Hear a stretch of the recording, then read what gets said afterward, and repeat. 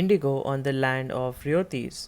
Under the Ryoti system, the planters forced the Ryotis to sign a contract an agreement, जिसे सट्टा भी कहा जाता था। तो ये जो प्लांटर्स होते थे वो रोतीस को फोर्स करते थे कॉन्ट्रैक्ट साइन करने के लिए, एग्रीमेंट साइन करने के लिए, जिसे सट्टा कहा जाता था। At times they pressurise the villagers headmen to sign the contract on behalf of the rights. ठीक है, सो कभी कभी ऐसा होता था कि उनको प्रेशराइज किया जाता था विलेज के हेडमैन को, सरपंच को, कि कॉन्ट्रैक्ट को साइन किया जाए on behalf of ryots. Those who signed the contract got cash advances from the planters at low rate of interest to produce indigo. और जो कॉन्ट्रैक्ट साइन कर लेता था उनको क्या होता था, एडवांस में पैसे मिलते थे प्लांटर्स से, और इंटरेस्ट भी लो होता था उसका इंडिगो प्रोड्यूस करने के लिए। But the loan committed the right to cultivating indigo on at least 25% of the area under his holding. लेकिन लोन में कमिटमेंट यानी को लोन में लिखा होता था कि रोती को कल्टिवेट करना है इंडिगो 25% अपने एरिया में। ठीक है, जितना भी एरिया एक फार्मर के पास होगा उस फार्मर का 25%। The planter provided the seed and the drill, while the cultivators prepared the soil, sowed the seed and looked up after the crop. So जो प्लांटर्स होते थे वो उनको सीड प्रोवाइड किया जाता था और ड्रिल मशीन प्रोवाइड की जाती थी, लेकिन कल्टिवेटर्स को सॉइल प्रिपेयर करना पड़ता था, सीड को सो करना पड़ता था और क्रॉप की देखभाल करनी पड़ती थी। ओके स्टूडेंट्स, अब हम पेज नंबर 35 पे हैं। When the crop was delivered to the planter after the harvest, a new loan was given to the ryot and the cycle started all over again. और ये क्रॉप जब डिलीवर हो जाता था प्लांटर को एक हार्वेस्ट के बाद, तब उन्हें एक नया लोन लिया जाता था राइट को, और वो साइकिल फिर से वैसी शुरू हो जाती थी। Peasants who were initially tempted by the loans soon realized how harsh the system was. The price they got for the indigo they produced was very low and the cycle of loans never ended. Peasants जो starting में काफ़ी ज़्यादा tempt यानी कि लालच में आ गए थे लोन के, उनको पता लग गया कि ये सिस्टम काफ़ी मुश्किल है। ठीक है, द प्राइस जो उनको मिल रहा था इंडिगो से वो काफ़ी कम मिल रहा था, और ये जो साइकिल के लोन वाले साइकिल में वो ढसते जा रहे थे। There were other problems too. The planters usually insisted that indigo be cultivated on the best soils in which peasants preferred to cultivate rice. और अलग आगे प्रॉब्लम्स भी थी। ये प्लांटर्स को बताया जाता था इंडिगो वहाँ पे कल्टिवेट होगा जो जहाँ पे सबसे अच्छा सॉइल है। ठीक है, और वहाँ पे पेजेंट्स यूजुअली राइस कल्टिवेट करते थे क्योंकि वो सॉइल अच्छा होता था, लेकिन अभी उन्हें इंडिगो प्रोड्यूस करना पड़ रहा था। Indigo moreover had deep roots and it exhausted the soil. और इंडिगो के रूट्स जो थे काफ़ी डीप होते थे, इस वजह से सॉइल को वो हानि पहुँचाता था rapidly. After an indigo harvest the land could not be sown with rice. और एक बार इंडिगो हार्वेस्ट वहाँ पे कर लिया तो राइस का सो होना यानी उस सीड को सो होना मुश्किल हो जाता था। The Blue Rebellion and after. In March 1859, thousands of riots in Bengal refused to grow indigo. मार्च 1859 में हज़ारों राइट्स बंगाल में उन्होंने रिफ्यूज़ किया कि वो अब इंडिगो ग्रो नहीं करेंगे। As the rebellion spread, riots refused to pay rents to the planters and attacked indigo factory armed with swords and spears, bows and arrows.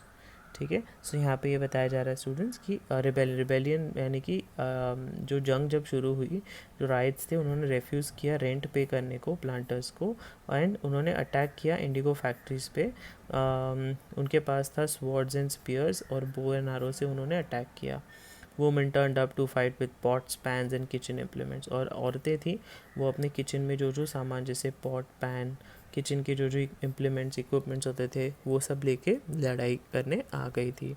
Those who work for the planters were socially boycotted. और जो planters के लिए काम करते थे उन्हें boycott किया गया। बॉयकॉट यानी उनसे कोई ताल्लुक नहीं रखा गया।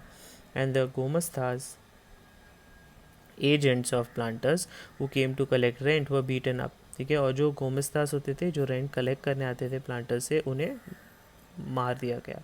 Riots swore they would no longer take advantage to sow indigo nor be bullied by the planters' lathiyas, the lathi wielding strongmen maintained by the planters. ठीक है, तो राइट्स ने कहा कि उन्होंने प्रण लिया कि वो अभी कभी भी इस चीज़ का एडवांसेस नहीं लेंगे, इंडिगो सो करने के लिए लोन नहीं लेंगे, और वो प्लांटर्स से बुली भी नहीं होंगे, मजाक भी अपना नहीं उठाएंगे लाठी लाश से। द लाठी विल्डिंग स्ट्रॉन्गमैन मेंटेन बाय द, और प्लांटर्स ने काफ़ी हट्टे लोग इकट्ठा करके रखे थे हर महीना लोन की अमाउंट चुत करने के लिए। Why did the Indigo peasants decided that they would no longer remain silent? What gave them the power to rebel? Clearly, the Indigo system was intensely oppressive. ठीक है, इंडिगो पेजेंट्स ने क्यों decide किया कि उन्हें अभी शांत नहीं रहना है?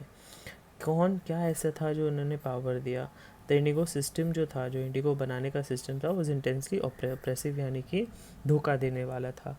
But those who are opposed do not always rise up in repair. लेकिन जिनके साथ धोखा होता है वो हमेशा अपने लिए खड़े नहीं होते. They do so only at times. कभी कभार ही खड़े होते हैं. In 1859, the Indigo riots felt that they had the support of the local zamindars and village headmen in their rebellion against the planters. 1859 में इंडिगो राइट्स को लगा कि उनको सपोर्ट है लोकल ज़मींदार एंड विलेज हेडमैन का उनके रिबेलियन यानी उनकी जंग के खिलाफ, planters के खिलाफ. In many villagers, headmen who had been forced to sign indigo contracts mobilized the indigo peasants and fought pitched battles with the lathiyals. ठीक है, और बहुत सारे विलेजेस में जो हेडमैन थे उन्हें जिन्हें फोर्स किया गया इंडिगो के कॉन्ट्रैक्ट साइन करने के लिए, उन्होंने क्या किया, इंडिगो के पेजेंट्स को मार बीट शुरू कर दी और उनसे युद्ध करना शुरू कर दिया. In other places, even the zamindars went around villages urging the riots to resist the peasant. बाकी प्लेसेस में जहाँ पे ज़मींदार थे उन्हें वो भी अलग अलग विलेजेस में जाते थे और वहाँ पे राइट्स को बोलते थे कि आपको प्लांटर्स के खिलाफ खड़े रहना होगा. These zamindars were unhappy with the increasing power of the planters and angry at being forced by the planters to give them land on long leases. ये ज़मींदार तो जो थे वो नाखुश थे क्योंकि उनकी प्लांटर्स की पावर काफ़ी ज़्यादा बढ़ रही थी और वो गुस्से भी थे क्योंकि उनको फोर्स किया गया प्लांटर्स को कि वो लैंड उनको लीज पे दे दे ताकि वहाँ पे इंडिगो ग्रो हो सके. The Indigo peasants also managed that the British government would support them in their struggle against the planters. Indigo peasants को ऐसा भी लगा कि ये जो ब्रिटिश गवर्नमेंट है वो भी उन्हें सपोर्ट करेगी ये इस जंग में against the planters. After the revolt of 1857, the British government was particularly worried about the possibility of another popular rebellion. 1857 के रिवोल्ट के बाद ब्रिटिश गवर्नमेंट चिंतित हो गई थी कि अभी और एक युद्ध हो सकता है. When the news spread of a simmering revolt in the Indigo districts, जब न्यूज़ स्प्रेड हुई एक रिवोल्ट की यानी एक युद्ध की इंडिगो जहाँ जहाँ प्रोड्यूस होता था वहाँ पे, the lieutenant governor toured the region in the winter of 1859. The riots saw the tour as a sign of government sympathy for their plight. और राइट्स को लगा कि ये गवर्नर ने टूर कर रहे हैं तो ज़रूर कुछ अच्छा होगा हमारे प्रति. When in Parasat, the magistrate Ashley Eden issued a notice stating that riots would not be compelled to accept indigo contracts. और बरसत में मैजिस्ट्रेट एशली एडन ने एक नोटिस इशू किया ये बताते हुए कि राइट्स जो है वो अभी इंडिगो कॉन्ट्रैक्ट्स एक्सेप्ट नहीं कर, उन्हें फोर्स नहीं किया जाएगा. Word went around that Queen Victoria had declared that indigo need not be sown. और ऐसा शब्द पहुंचा कि क्वीन विक्टोरिया ने डिक्लेयर किया है कि अभी इंडिगो प्लांट करने की ज़रूरत नहीं है. Eden was trying to placate the peasants and control an explosive situation, but his action was read as support for the rebellion. Eden कोशिश कर रहे थे कि peasants का और ये राइट्स का बैटल कहीं ना कहीं थम जाए, ये सिचुएशन कम हो जाए, लेकिन उनकी action was read as support for the rebellion. लेकिन वो सिर्फ रिबेलियन यानी युद्ध के लिए सिर्फ उनकी आवाज़ सुनी गई, उस पर ऊपर कुछ गौर नहीं किया. As the rebellion spread, intellectuals from Calcutta rushed to the Indigo districts. जो बाकी लोग थे वो कैलकाता में रश हुए इंडिगो डिस्ट्रिक्ट्स में. They wrote of the misery of the riots, the tyranny of the planters and the horrors of the Indigo system. उन्होंने लिखा जो मिजरी हो रही थी राइट्स के प्रति, प्लांटर्स कैसे अपना हुक्म चला रहे थे और हॉरर्स ऑफ द और पूरे सिस्टम के बारे में उन्होंने लिखा. Worried by the rebellion, the government brought in the military to protect the planters from assault and set up the Indigo Commission to inquire into the system of indigo production. और ये चिंतित होकर government ने military बुलाई planters को protect करने के लिए जो असॉल्ट हुआ जा रहा है उससे, और इंडिगो कमीशन सेटअप करी इस मामले की जांच पड़ताल करने के लिए. The commission held the planters guilty and criticized them for the coercive methods they used with indigo cultivators. और कमीशन ने प्लांटर्स को गिल्टी यानी प्लांटर्स की गलती उनको पता चली तो उन्होंने उनको बहुत चिल्लाया और उनके व्यवहार के लिए उनकी कड़े शब्दों में निंदा भी की. It declared that indigo production was not profitable for rights. और डिक्लेयर किया गया कि इंडिगो प्रोडक्शन जो है वो प्रॉफिटेबल यानी उसकी आमदनी कुछ आएगी नहीं राइट से. The commission asked the Riots to fulfill their existing contracts but also told them that they could refuse to produce indigo in future. तो कमीशन ने रायत को पूछा कि तुम्हारे जो अभी के कॉन्ट्रैक्ट है उसे आप पूरे कर लो बट आगे जाके आप इंडिगो प्रोड्यूस करना छोड़ सकते हैं. After the revolt, indigo production collapsed in Bengal, but the planters now shifted their operations to Bihar. उन्होंने अपने operations को बिहार में शिफ्ट किया.